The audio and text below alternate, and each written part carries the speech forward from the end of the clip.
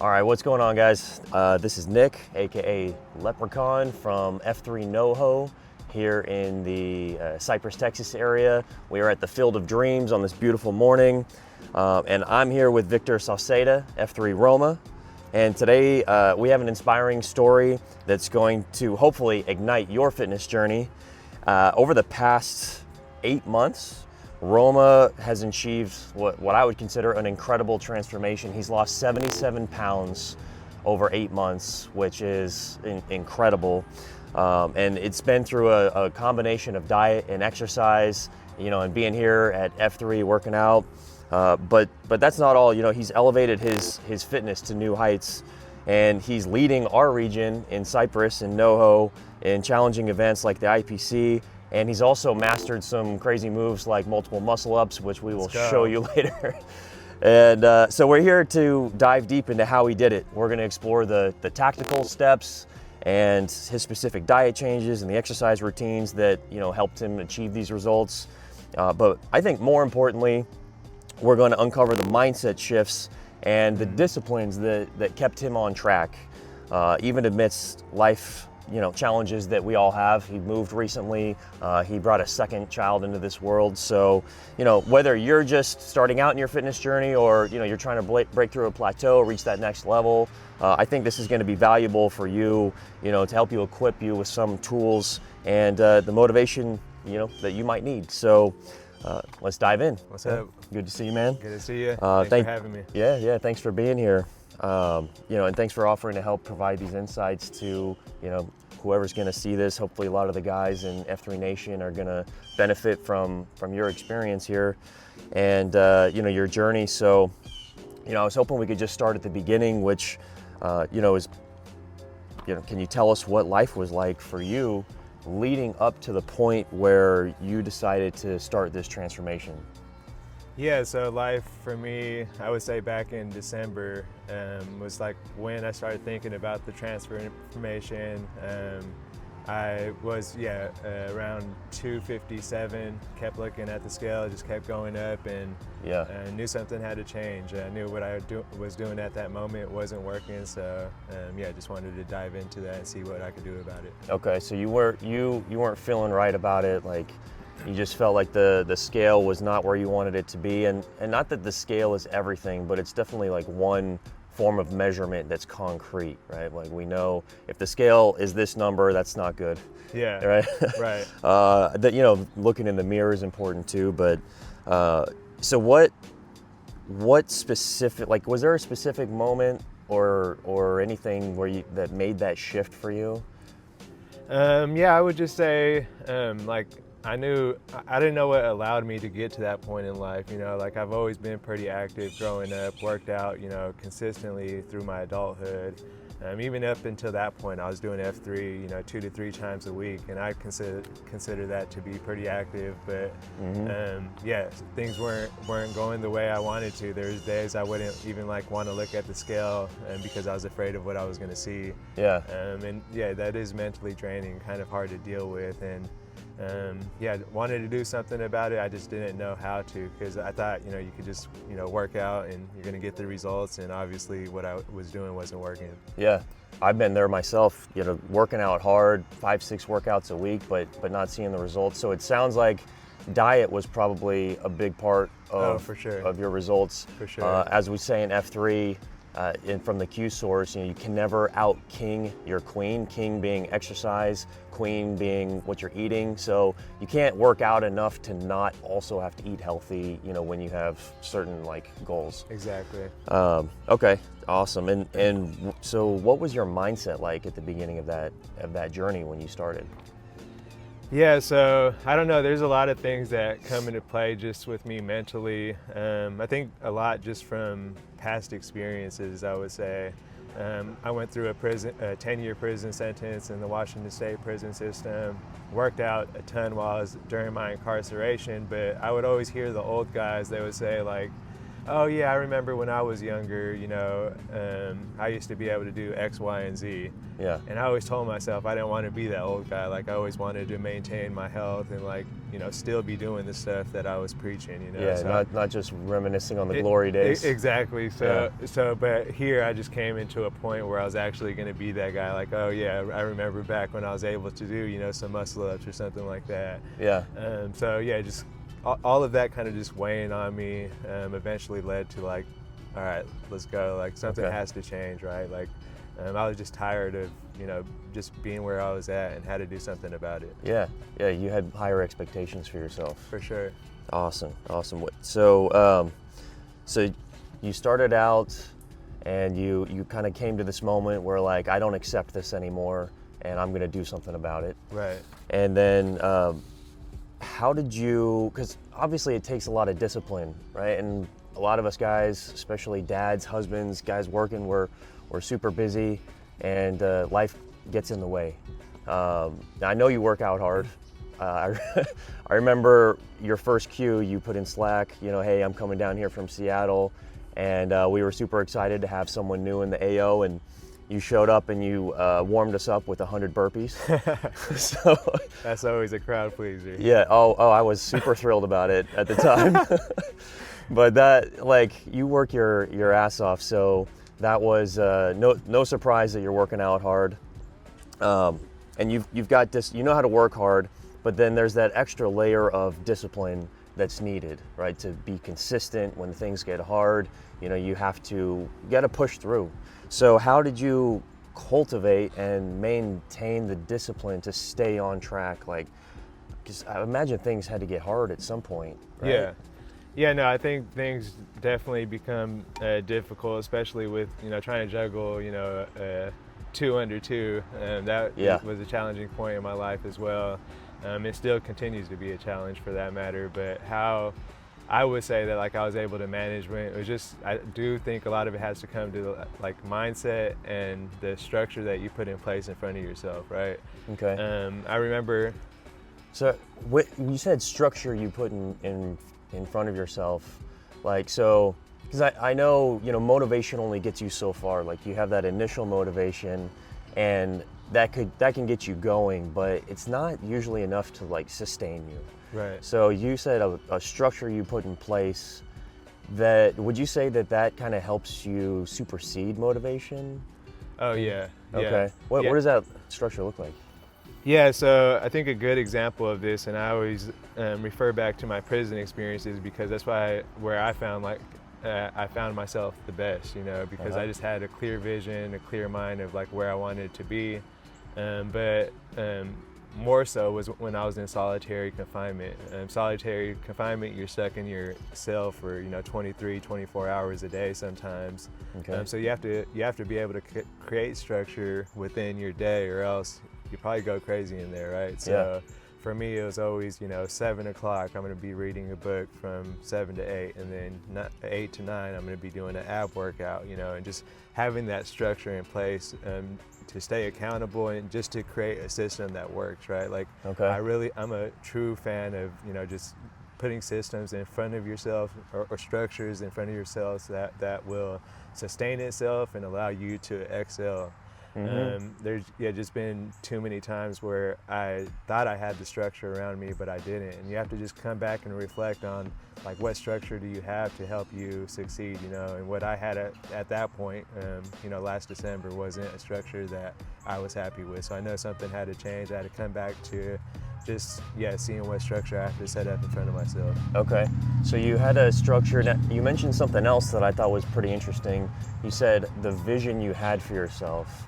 So you had a vision, and they talk about this in a lot of other books, like Think and Grow Rich, for example. Right. Starting with that clear vision of what you want to achieve and the burning desire to achieve it.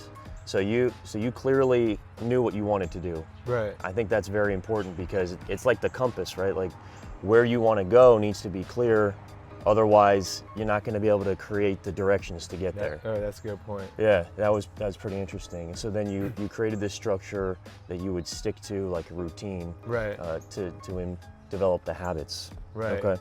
So yeah, I mean, I could dive into like what that structure looked like. I think initially when I came from Seattle, they had a great program called Go 30 up there.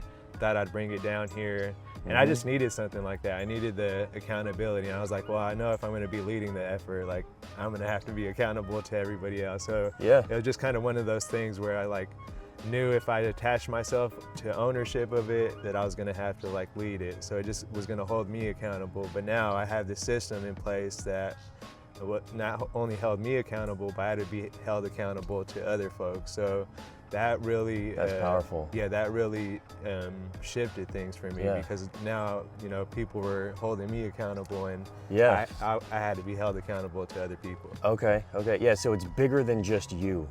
Like, if it's just you, like the accountability, the motivation is just you, sometimes that's not big enough to sustain you through. So you're getting accountability from other people, you're putting yourself in a leadership position, like with the putting Go 30 forward.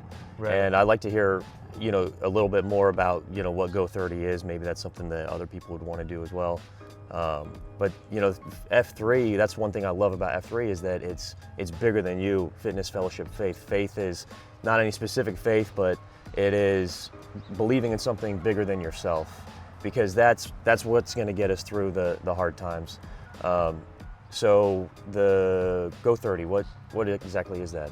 Yeah, so as I mentioned, a program that I brought up in Seattle, it's essentially a daily check-in on a spreadsheet. You're gonna mark a 1 if you completed a goal, a 0 if you didn't complete a goal, and then you get marked as a -1 by me if you didn't check in, if you failed to check in. Okay.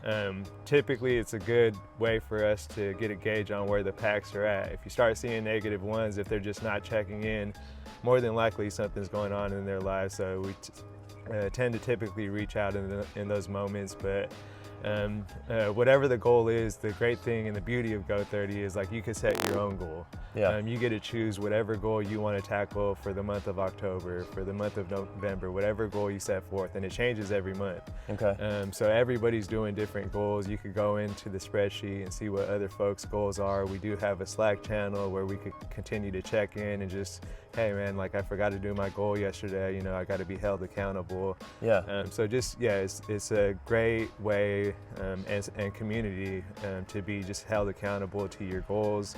I love the idea of what they call like habit stacking, or like positive habit transfers, where you're able to just do these little things. Like my goal this month is just to take out my eye contacts. Like I do a horrible job at doing that, but I knew if I put it on a Go 30 goal, I'm just like, okay, now I have to do that goal. Yeah. So it's just something about it that like if I tell myself I'm going to do it, I'm going to put it on paper and do it, then like, all right, I'm held accountable to do it. Yeah, and you get those other guys or other people, women as well, or whoever's on there that might be seeing that, hold you accountable. So there's like the accountability of, oh, other people are going to see this, and then them actually seeing it and calling you out on it, but not necessarily calling you out, but like saying, hey, Victor, what's going on, man? Everything okay? I saw you didn't do this. Right. That's awesome, and it's kind of like taking the cue. Right. At F3, like, you know that if you're queuing, if you're leading the workout that morning, you better believe you're getting your butt out of bed, because all those other guys, the packs are there relying on you. Right. Right. So yeah, honestly, now looking back at just Go 30, I started it in December, I remember, and it's crazy because like that's when I started reflecting on my weight and kind of just going through this transformation. And my goal that month, I remember, was just running 2 miles every day. And the reason I chose that goal was because like I knew I could track it on Strava, and I could just post it on the Slack channel just to let guys know like, hey, I'm doing this goal. Yeah. You know, every day. Here's my Strava link, so I'm not bullshitting. You know. Yeah. So, yeah.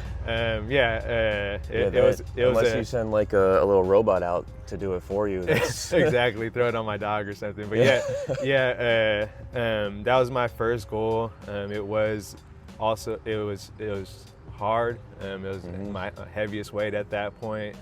2 miles felt like so long. I didn't like running at that point. Yeah. And it was it was challenging, but like I said, that system that I had in front of in front of me with Go 30 allowed me to truly like excel in that during that month every day. Even I went to Seattle to go visit family during the holidays and was still able, like I knew I had other people holding me accountable on this Go 30 sheet, and I also wanted to hold myself accountable for that. But yeah, I just knew that's awesome. I knew something had to change, and I did go through the whole month with doing, I think, every day, just marking it off on that check sheet. Nice. That just allowed me to go forward, but then start slowly. That's like when I slowly started to see the results, and I was just like, okay, this is gonna work. Nice. Yeah, that's. There's a couple of things there I want to uncover, not to go like too far deep into it, but I love the simplicity of the Go 30. It's ones and zeros on a page, like that's so easy, and everyone can do that, but it's also so powerful. And then like regarding specifics around the types of goals that you're setting and the types of habits that you're implementing, I know some people may start, they may have this big vision and they want to accomplish this thing, and then they throw like 10 things on Go 30. I'm gonna do all these things every single day. Yeah. And then they do it for like 3 days and then it stops. Right. Do you have any like suggestions on how to structure those types of goals? Yeah, on Go 30 specifically, I mean, you could have other goals outside of Go 30, obviously, but for Go 30, we find it best to keep it stupid simple, as they say. Yeah. Just keep it to one. I usually say just like one item. So if you do it, it's cool. If you have 3 or 4 items that you're trying to knock off, it becomes, okay, well, I did 2 of the goals, but I didn't do the other 2. Should I be able to check it off? So just to make it easy, just like set forth one goal that you think is, hard, that's going to push you to excel, to become better in life. And that could be anything. It doesn't have to be fitness. It could be nutrition. It could be, working on your relationship with your with your kids. Yeah. It could be journaling, reading a book, anything. Okay. So the goal is just like 1% better. Exactly. Like small steps forward. Yeah, those incremental steps, and the daily habits is going to transfer over time. Okay. Awesome, man. So still kind of on overcoming the challenges that are inevitably going to come up during the process. What were some of your biggest challenges that ended up coming up?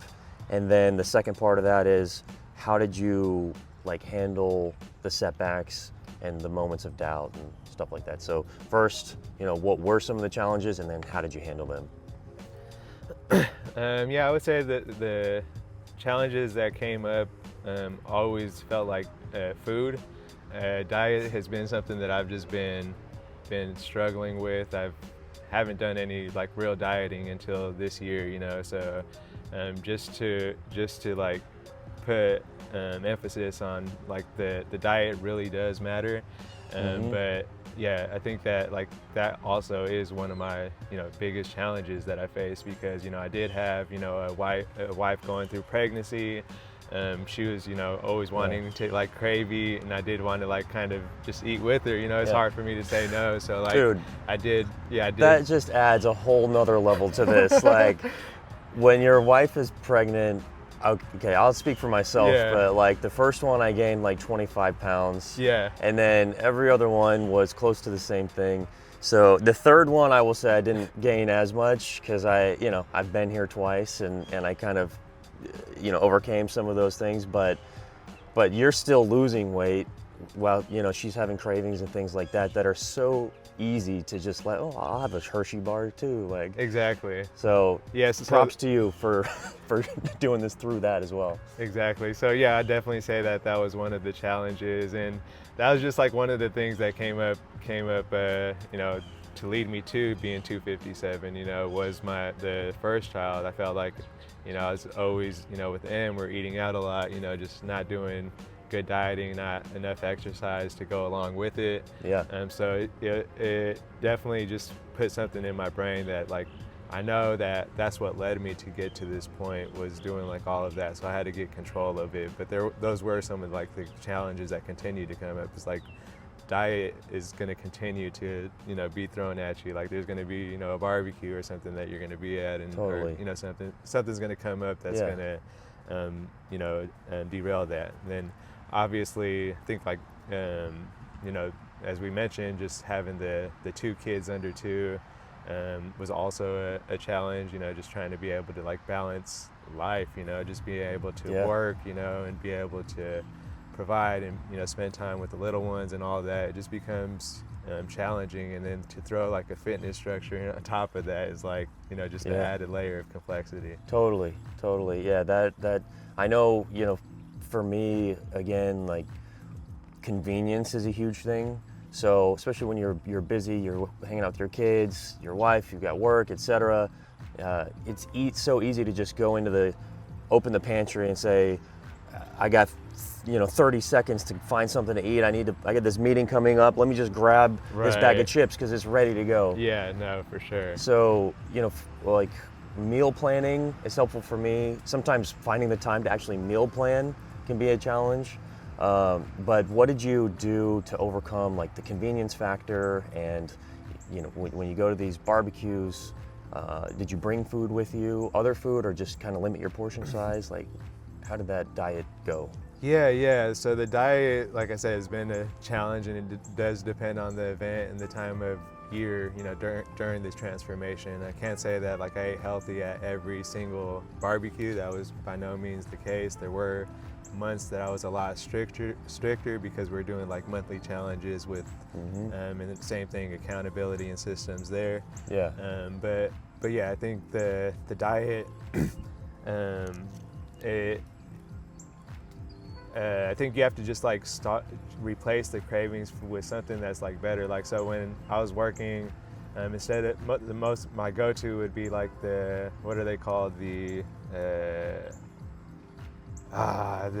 They're like little almond butter. It's like a Cliff Bar or something like that? Yeah, something like that, the little Nut Valley or something. But yeah, they're super good, and they're just super convenient. You just like rip them open and eat them. Yeah. But just finding replacements for those is what I found was good. You know, find, you know, some fruit that you could just go grab and just eat a ton of fruit. You know, you're not going to get fat off of fruit. Yeah. Get some nuts or something, some pistachios. I just bought, you know, went to Costco, just bought a huge, you know, bulk order of nuts and healthier items to eat instead of going down there and just getting the unhealthy stuff. So if you have those options in front of you, and presented like, okay, this is what I have to eat instead of all the other stuff. So I think, what you buy at the store, what you bring home is obviously gonna affect. If it's there, like that's one hack. Just don't bring it in the house. Exactly. Like don't let it exist there. Exactly. Because not being there will overcome your lack of motivation in the moment. Right. But from what you just described, it almost sounds like sort of a paleo style diet where you're eating, I'll just call them God's foods, right? Like the foods from the earth, the nuts, the fruits. Did you have a specific thing that you were trying to follow, paleo or high protein or anything like that? Yeah, so there's 2 major diets that we tried out as an AO, area of operation.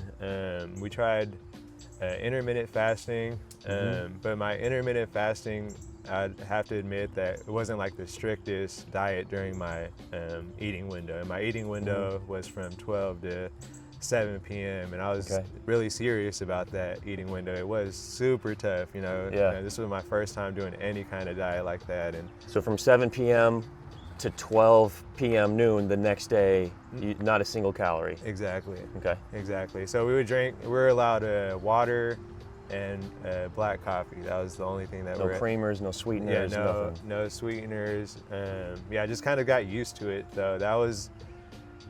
It took me probably like a week or 2 for my body to really acclimate, because it was such a big change. And I just remember going on our Slack channel and just like, I can't wait to eat. Like when is 12 o'clock gonna come, you know? And it was honestly one of the hardest challenges, diet challenges that I put myself through. And so what would you say that was successful? Like, or when 12 o'clock rolled around, would you eat like 4,000 calories? Like, how'd it go? So it just varied. Like, at the beginning, I was just like, I gotta eat as much as I can within this window, because I know I'm not gonna be able to eat more. So I was kind of forcing myself to try to eat as much as I could. Okay. And as I mentioned, like sometimes I would go get those little like butter bars or whatever from the cabinet, because I had them available. But just like those moments, I would say. Mm-hmm. Yeah. Nice. Okay, so you did some intermittent fasting. You did some paleo sort of style dieting. Yeah, no, okay, so Right. the second diet that we did, so we did that one, was hard. I would say that like I lost probably like 10, 15 pounds that month from the diet. The intermittent fasting month. The intermittent fasting month. Okay. It was a good diet. It was challenging. I would say like some of the hardest parts of that diet, I would have to admit, was like, yeah, just not being able to eat during those windows, because I think I did a 17-mile ruck during that time, and I was so hungry. Dude, after a long ruck like that, like you just become ravenous. Well, I mean, like at mile 7 or 8, I was just like, I gotta eat something. Like this is not healthy. Like I'm gonna fall over. Yeah. So Yeah, just going through those moments for sure. But the following month we did the no processed foods was the diet, and I might have got it confused. I think they might have said that it was no processed sugars, and I just took it like no processed foods. So you took it to the next level. I took it to the next level apparently, but it paid off. Like that was the best month, and I would say if I had to choose between the two diets, for me personally, I would say just the no processed foods, and that was a big change because I didn't know what that looked like. Like I was completely lost. So tell me, let me do a quick tech check to make sure everything's recording the way it's supposed to be going, and then, yep, we're good. Okay, so tell me. Give me some insight into the no processed foods, because you said like at first you didn't really realize what that entailed. What did it entail? Like, just the cliff notes of a no processed food diet. Like, what does that mean? Yeah, so no processed food. Typically, if you look at like a label, and it has more than 2 to 3 ingredients, you know, especially if there's like an ingredient that you don't know like how to pronounce it or whatever, it's probably not good for you. You probably shouldn't put it in your body. Yeah, you probably shouldn't put it in your body. So that was like kind of the metric that I use. Just look at the ingredients. If it was like frozen food, probably couldn't have it. You know, anything like in a can, I'd have to consider it. You know, just like things like that. You know, you just have to look at the ingredients, but then you realize like, well, what can I eat? You know, that list gets pretty small. It gets pretty small. You know, you start looking at a lot of these ingredients, even bread. I remember going through the bread aisle. I was like, I could eat bread, right? Like, this could be a thing. And I'm looking at the ingredients, and they just got way too much ingredients. I'm just like, well, I'm just not going to eat bread this month. So I ended up not doing bread. I probably could have had milk, but didn't have milk that month. But yeah, it was a challenge. And I think like the other hard part of that was being able to get enough protein during the diets, because of, you know, how hard it was, you know, limiting yourself to you know, Did you use a protein metric, like a gram per pound of body weight or something like that? I try to just get as much protein as I could during those windows. Yeah, I try to have just chicken, salmon for like lunch, and then same thing for dinner. Just like try to have as much protein, nuts throughout the day. I knew protein was like something that I had to keep up to sustain myself, but it was also like challenging because like I was trying to also like limit myself to portions, and just like my body as it was shrinking, it was like being like more acclimated to what I was taking in, and just like needing less to fulfill myself. Okay. Man, that's interesting. So did you count your calories? I did not count my calories. Okay, so I love that, because, you know, a lot of people, they get this idea, I need to track everything that goes into my mouth. Right. And it can be helpful. It's been helpful for me before, especially at the beginning, just to kind of get a gauge. Right. Because a lot of times I think, oh, this 2 tablespoons of peanut butter, that's what, like 50 calories, right? And it's actually like 180 calories. Yeah. So it helped me get an idea, like a framework around what types of foods have a certain amount of calories to start. But it was like, it's been pretty unsustainable to actually count every calorie going in. There's apps that help, MyFitnessPal and stuff like that. But it's awesome that you didn't count it, and you just sort of built this framework around, okay, I'm gonna eat lots of protein, as much protein as I can, and I'm gonna stick to these kinds of foods. And during this period of time, and that got you the results.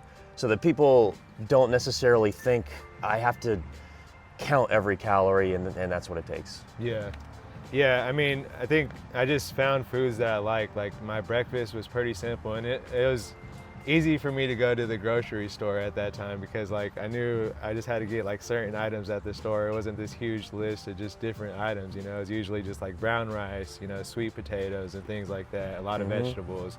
Okay. But yeah, so breakfast, what that would look like was typically oatmeal with honey. I loved eating honey with it. I still needed some type of sweetness, and lots of blueberries or like bananas or strawberries just chopped up, put them in there. That actually sounds delicious.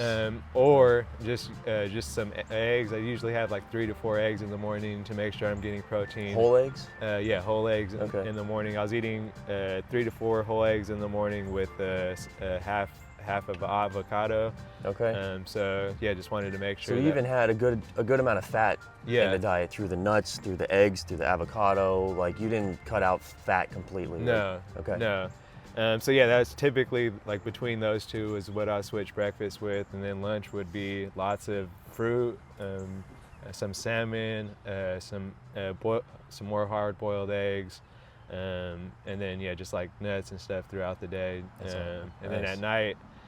For dinner, it was pretty simple. And I think the other thing that I do have to say is just having like the buy-in, having your wife being able to buy into your diet is huge. You know, yeah, she would you know just change up. She went on the diet with me during those months, and that's amazing. She was able to you know notice the difference in her. You know, while the pregnancy, she's seen the benefit. You know, she's seen the results in me as well. She just it was, you know, just really thankful that I had support, you know, of her during this whole journey. You know, obviously being able to like work out all these excess hours, while she's, you know, taking care of the kiddos at home, means a lot. But yeah, the buy-in from the for the diet was huge as well. It's just like, all right, she's having to change what she eats as well, and I do want to just respect that. But so I didn't plan on asking you about that, but I think it's really important, like, because those of us, and for people in F3 Nation that have read the Q source, which is also free online at f3nation.com, you know, there's a lingo in the community. So M means your wife, or, you know, your spouse, and so your spouse, she bought into it. Now, was there a conversation that you had about that to start it out? Like, did you like or intentionally seek her support, or how did that come about? Yeah, I mean, well, she knew that I was going on this, you know, transformation. She seen me doing all the running. My goal, I forgot to mention this at the beginning, was in December, I told myself by July I wanted to get down to 210 pounds. Okay, from 247? From 257. 257. Okay. So I thought that was a reasonable goal, but I also was like, that's kind of like, ambitious. It's kind of ambitious, but you know, let's see if I could do it. But yeah, so anyway, what it looked like with the M, that conversation was pretty simple because, like I said, she was seeing my transformation throughout the year, and she knew about Go 30. Okay. So I was just like, all right, well, we're doing a program similar to that with the AO fitness challenge, or not fitness challenge, nutrition challenge, sorry. And she was just like, okay, like, what do I have to do to support you? And then the first meal, I was like, of the no process diet, she was just like, oh, well, I can't like cook this for you then. And I was just like, no, I can't eat that, sorry. So she's just like, okay, well, it's gonna be hard, but just, you know, telling her like, you know, like, hey, that's got more than, you know, those 2 or 3 ingredients, like we can't have that. She's like, okay, well, that sucks. Okay, so it's like an awakening, like, oh wow. But yeah, like she was on board with it at the beginning. As soon as I told her, she's like, okay, like let's do this. But then like once we actually started, like I was figuring it out myself, and I just had to ask the guys, lean on them for support. I'm like, hey, could I eat this? Could we eat this? Is it legit? So yeah, just kind of being able to seek feedback, but luckily, like I said, the M, she was super bought into it. It wasn't a hard or difficult conversation. She was really supportive of the transformation. Props to her. That's incredible and super helpful for you on the journey. I'm sure of that. Awesome. And so, okay, so you're doing this diet, you're doing the Go 30, you set your goal, you had the vision of what you wanted to accomplish. You know, you overcame a lot of the challenges along the way. Now,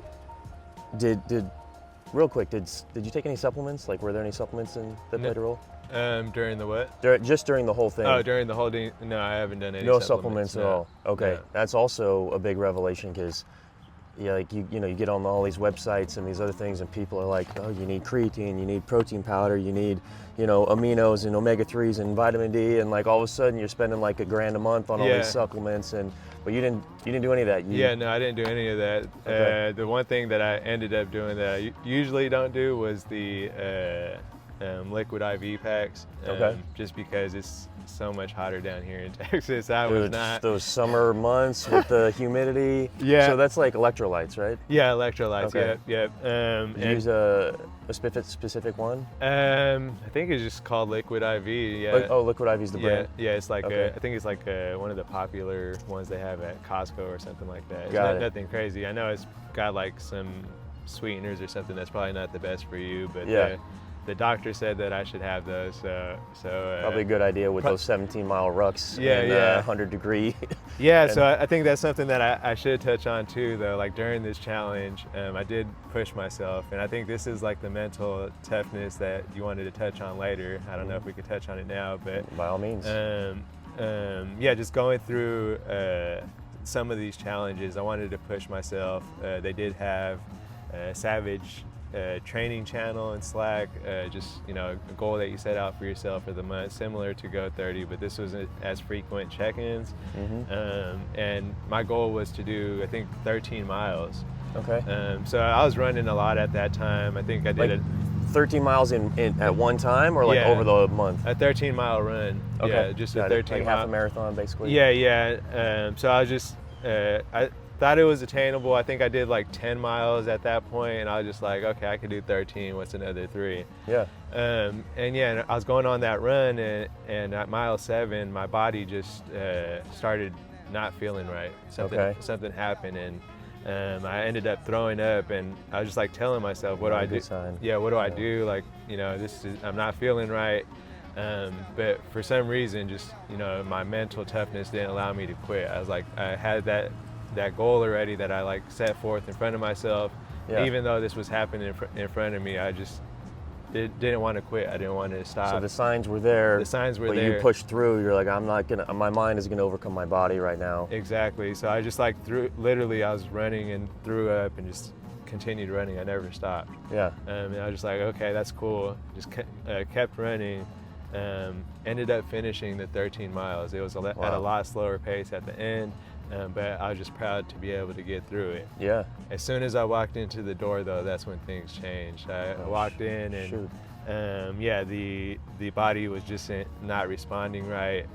Started cramping up really bad, like almost instantly as soon as I stopped. And I asked the M. I was just like, hey, like, give me a banana, give me some water, like, I gotta eat. And I'm just like cramping up, and my body's just like, not feeling right. I'm not able to drink or eat the banana for that matter. Like, it's not going down. Really? My body's just not accepting it. Oh my gosh. Just not feeling right. Try to tough it out even, for I think half hour or something, and I was still throwing up, and I was just like, I'm not feeling good. So we ended up going to the ER, and it was tough for me to get like to that point, but I knew that like I did have to go check myself and make sure that everything was okay. Yeah. They got me on a liquid IV.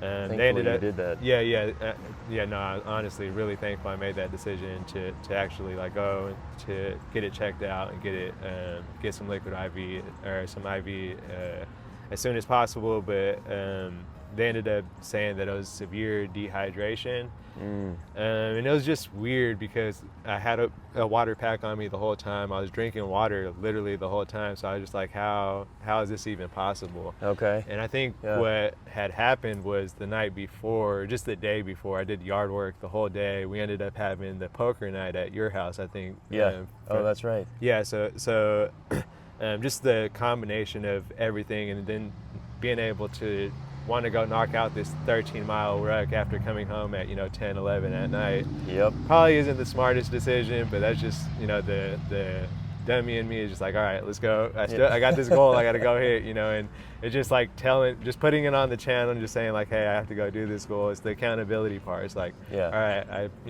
I got to honor this commitment. I'm going to go do it at this time.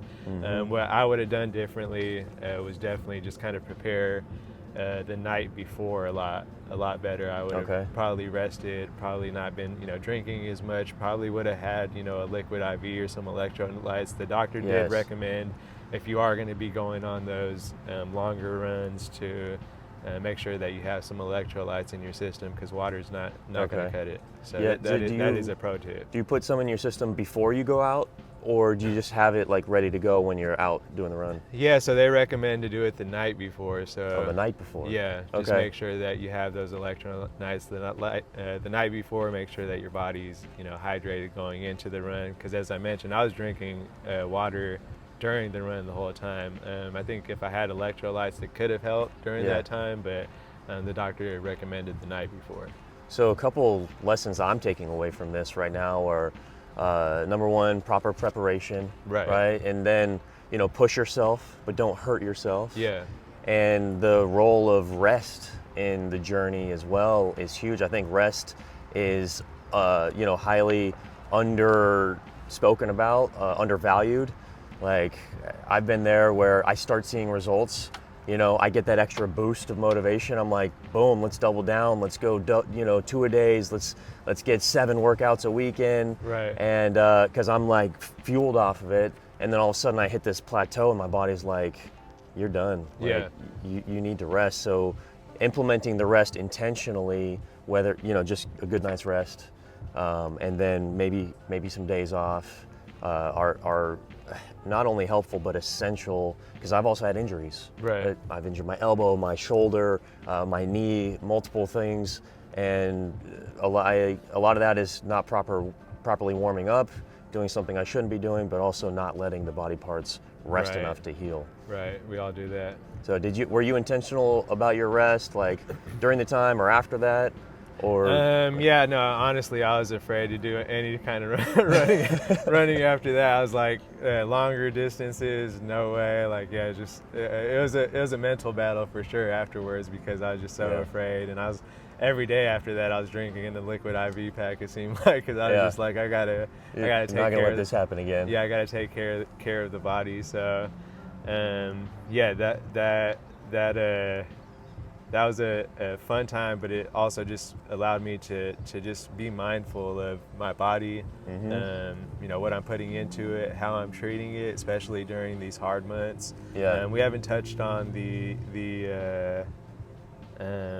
March Merkins and Miles challenge. Do you remember when we were doing that one? It was like a scoreboard, right? It was a scoreboard. There's like teams of 2 to 3 individuals. You had like it was a point system, so you get certain points for Merkins, you get points for pull-ups, you get points for doing like rucking miles.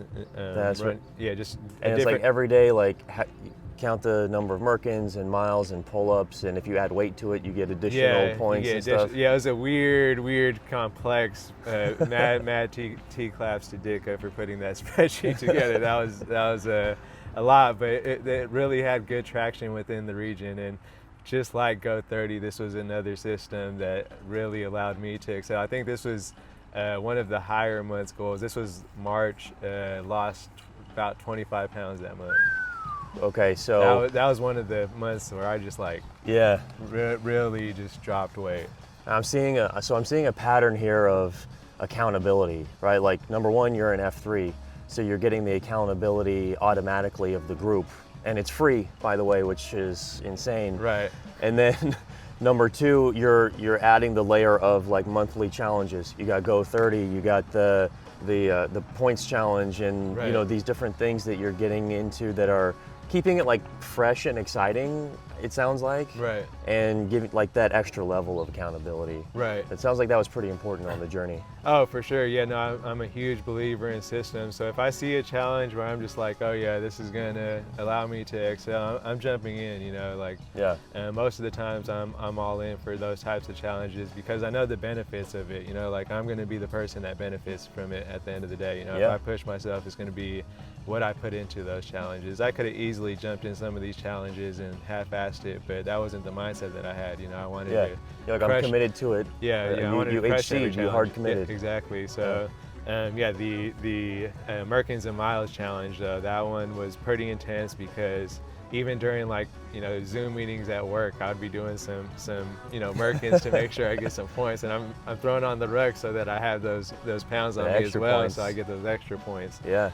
But yeah, it was cool. I'm really competitive. That's, you know, definitely a flaw in me, because that challenge, I wasn't taking any breaks. You know, like any chance I had, I was either going out to go do some pull-ups. I was coming up to FOD all the time just to go get as many pull-ups as I can. Yeah. I was like, you get 25 points a pull-up or something. Those so were I'm just valuable. like, Every pull-up was like. yeah, I wanted to live at that pull-up bar. But it also just allowed me to push myself. I never did, you know, hundreds of push-ups or, you know, pull-ups or anything like this intense for within a month period ever. So it wouldn't have been possible without, you know, the community, without, you know, the leadership of like Ditka being able to put that program together. Yeah. And for me to just dive into the program and really lead it. You know, I am competitive, so I was looking at the spreadsheet all the time, just like, okay, where's everyone at? All right, I had to go push that much harder. You know, Yeah. I'm trying to keep up with, you know, 3 guys and it's just myself. But also I was just like, all right, well, I'm gonna benefit from this at the end of the day. But really push myself at that month, and then it was a lot. And don't imagine me doing that program anytime soon. But it was one of the stronger programs that allowed me, like I said, to lose about like 25 pounds, and it was just intense fitness. Yeah, that's all.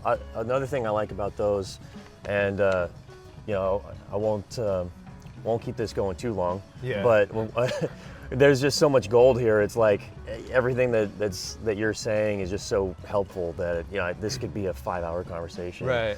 But you know, what I was gonna say is, like, one thing I love about those challenges too is that on the other side of it, like I did GTE, Right. 43 here in Houston. Yeah, I remember that. On the other side of that, like, when you look at it on paper, it's so ridiculous. You know, it's 25 miles over 16 hours with your ruck, you know, and all the beatdowns you're doing during that time and the challenges. Like, on paper, it's like that's insane. Right. It's a seesaw, completely stupid and utterly pointless. But Right. when you get on the other side of it, it's like a shift. It's like, whoa, I did that. Right. Like, I did that, I accomplished it, I got the result.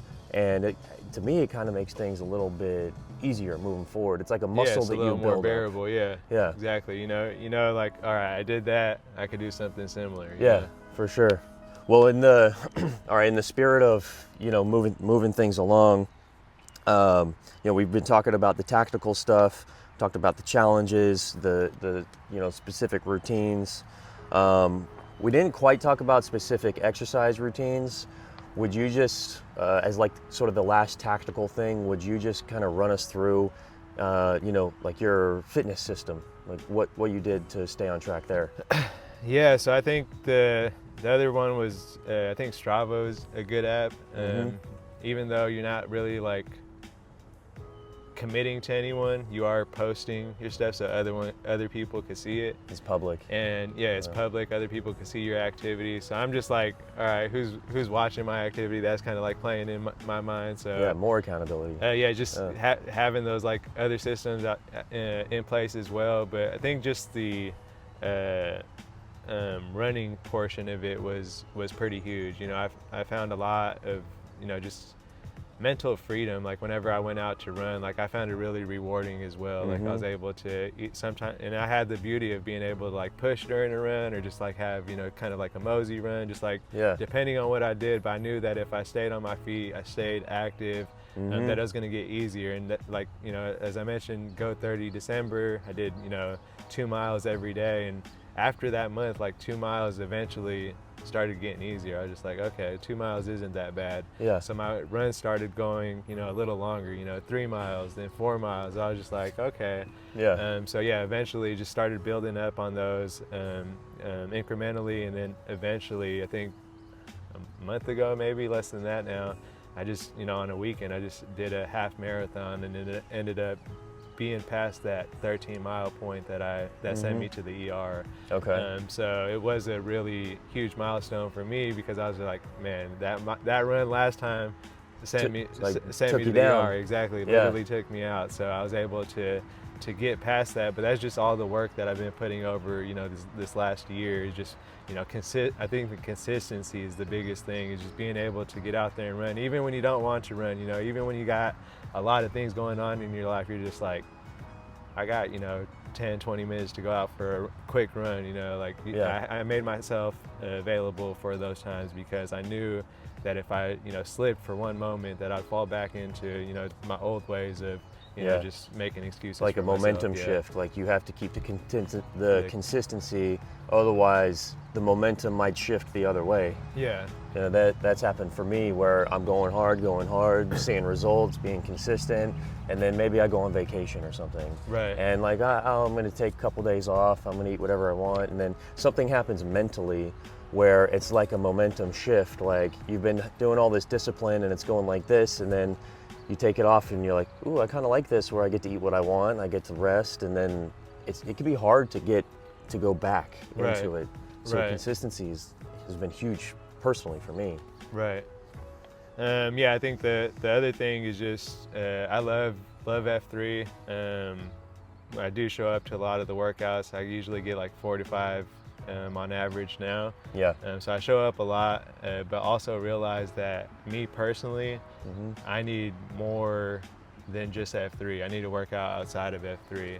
And that's just like a point that I do want to make, is like, as I mentioned, I've been doing F3 for almost coming up on 5 years next month. And you know, it works if you do it the right way, but you could also be a sad clown within F3. You know, you could fall into the traps. I gained, you know, a bunch of weight while I was doing F3, so you could easily gain weight while you're doing F3. But for me, I knew that I needed more than just the workouts that we're doing at the regular beat downs. I was started going to the double downs a lot more. You know, we just did a triple down recently. But yeah, just having other systems in place, other forms of accountability to get me out there earlier, really made the difference. And then being able to it just gives us another opportunity to bond with the individuals. But just don't think that, like, for me personally, it was enough, because I feel like the be all end all, like that's all you have to do. Exactly. Right? I felt like you have to put more work outside of the workout if you really want to, like, excel and see results. It's not just going to be F3 that gets you there. I do F3. I remember the guys from Boise, I like telling everyone, they come up with the same thing that you mentioned, the grow ruck, and this is I don't know if it's a good mindset, but it's a mindset that I like. They came up to the Puget Sound grow ruck when they were doing it over there, and they're like, oh yeah, in Boise, they said that our regular workouts, like our beat downs, that's our second F. Our first F happens before the workout. Like, we usually have intense workouts before. Okay. So I'm like, oh, those guys are like savage. They do it tough. But now I find myself doing the same thing. Just like, I want to get a good workout before. I don't know what this cue is going to put together or whatever. So I just want to make sure that I'm getting something a little extra. Even if it's not, you know, before the workout, I'll get it after, sometime during the day. Okay. That's a great point. Yeah, I know, like, before I got into F3, I was basically going and doing strictly weight workouts at the gym, and I was getting a lot of results, a lot of muscle results and stuff like that. What I was missing was the community aspect, like the community of having, you know, a group of like-minded guys together that are going through life, going through the same challenges, the accountability of that showing up, and then also just, like, I don't know about you, but I've got so many more friends now. Oh, for sure. You know, that at this age, with families and everything, doing F3, you're killing two birds with one stone. Like, sometimes you're thinking like, okay, I need to hang out with friends and I need to work out as two separate things, but they combined it together, which is huge and helpful for us that are conscious about time. Oh yeah, for sure. And then the faith aspect too, really, like, it's helped accelerate my spirituality, you know, and it's non-denominational, right? Just believing in something bigger than yourself, but it was a bit of a catalyst there for me too on the spiritual side of things. Right. And then shifting the momentum for the fitness. Right. Like adding the hit style training in was big. More cardio than I was used to doing. Oh, for sure. And getting the momentum, building the habit, because it's Tuesday, Thursday, Saturday here. That builds the habit and the repetition that I can build upon. Right. Like you're saying, like adding the additional running or adding additional weightlifting on top of that. So it's kind of a catalyst for a lot of different parts of life. And this is not really meant to be like a F3 promotional video. They did not pay us for this. But we're obviously, we share that in common, and it's helped both of us. So. Right. No, for sure. I mean, I think one thing that I do got to touch on with F3 and just the beauty of it, like I wouldn't have been able to meet you or any of these, gentlemen out here at FOD or NoHo for that matter. And yeah, just me coming out, I didn't really know anybody out here in Houston, coming from Seattle. Just moved down here for cheaper house prices, and didn't have no friends, no community or anything like that. Point. Yeah. But being able to, as you mentioned earlier, just get on Slack, say, hey, I'm coming from Seattle, gonna be at FOD, and show up, and you guys just welcome me in, and I have a group of like-minded individuals that I could just relate to instantly and get to meet their families, do all these, other events outside of the workout. Just, really beautiful thing. That's awesome, man. Yeah, and great. Like if anyone was moving to a new area and gonna establish some roots, that'd be for guys, that's the first thing I would say. Sure. I was like, join the AO. If there's not an AO there, start an AO. Yeah, I tell them my real estate agent, I was like, is there an F3 near? They didn't put that in the listing remarks. Exactly. Awesome, man. Awesome. Well, this has been like unbelievably valuable, and really appreciate it. Sort of, to close things out here, I would say, one thing I want to ask is, how has the transformation impacted your role as a husband and father, and in your community?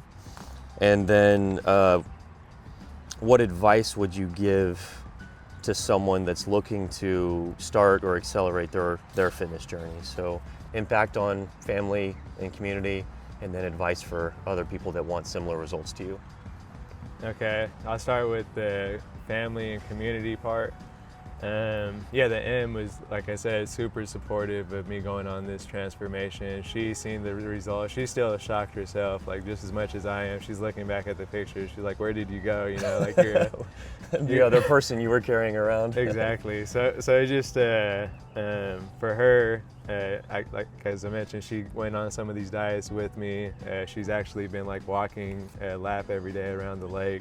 Nice. Just seeing her be able to want to do that as well, just rubbing off, she led by example. She's seen the results, and she's like, I want some of that. So it's been awesome to see that, the impact that it's been able to have on her. I feel like we're in a lot better place because of it, and I'm just really thankful that she's been willing to allow me to go through this process and transformation. And then I think with the kiddos, Suede, he's only 5-6 weeks now, but Sayla, it's been awesome just to see her. I remember doing some sit-ups, and she would just come next to me and try to do sit-ups next to me, and she just turned 2 a couple days ago, but nice.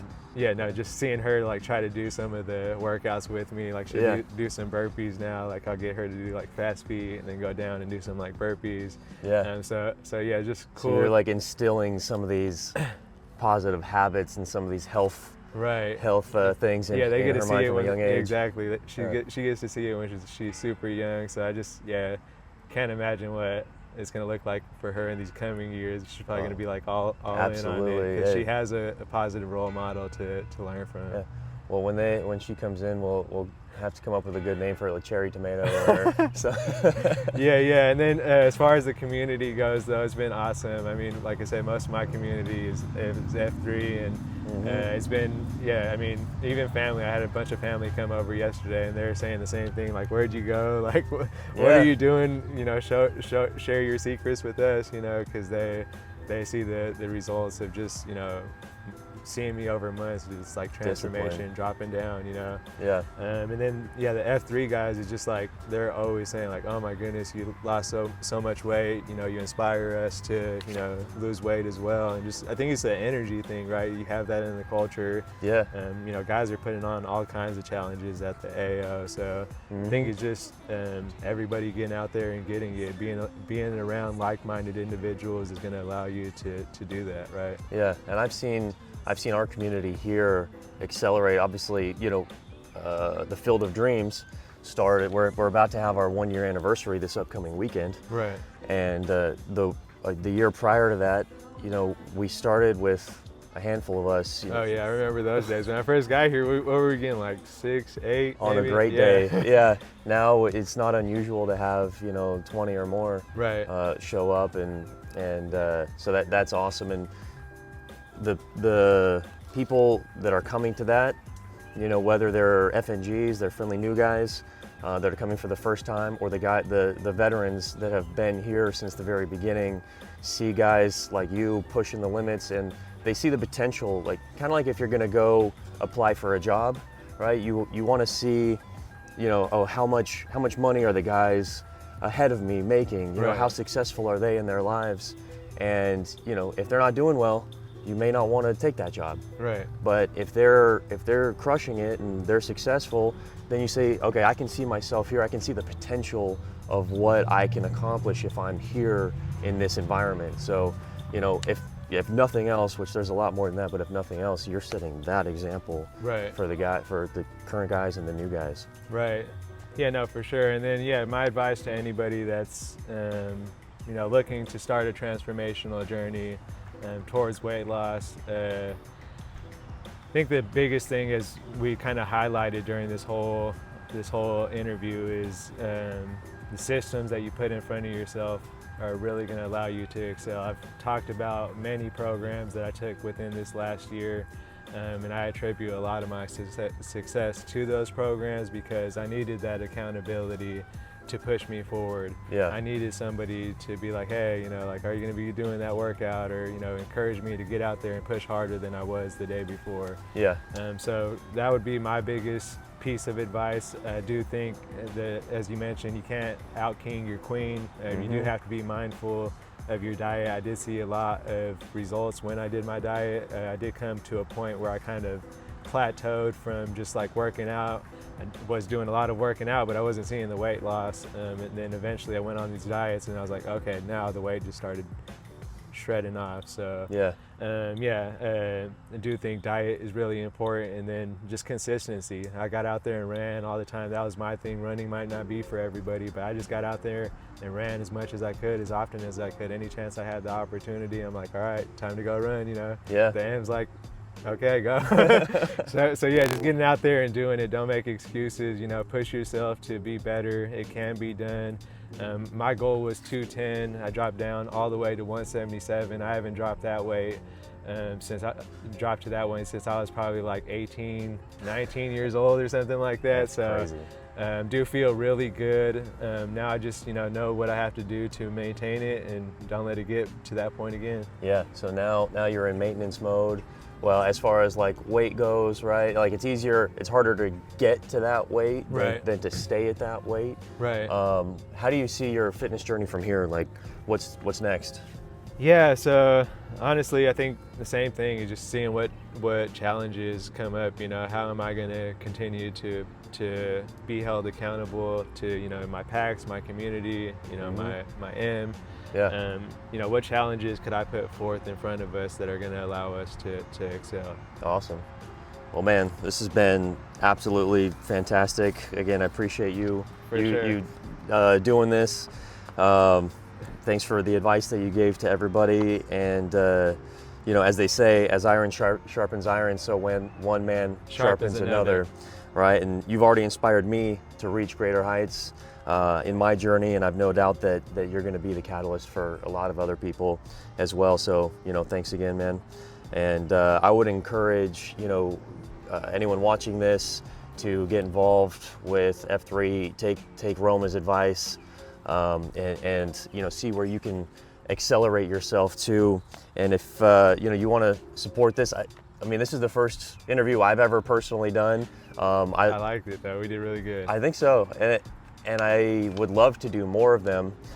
So, you know, if you want to support more content like this, then, you know, like and subscribe to the video, share it to anybody that might need, you know, a boost, an extra motivation in their life to go on their health journey.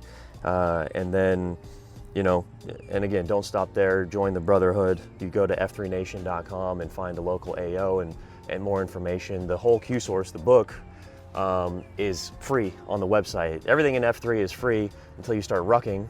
Then you'll start spending a bunch of money on all the equipment and the Go Ruck stuff.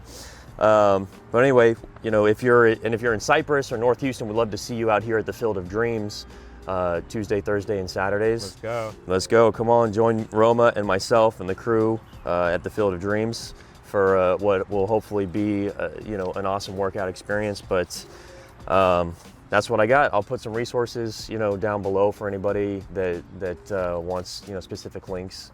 And that's it. But thanks, man. I appreciate it. I appreciate you. Yeah.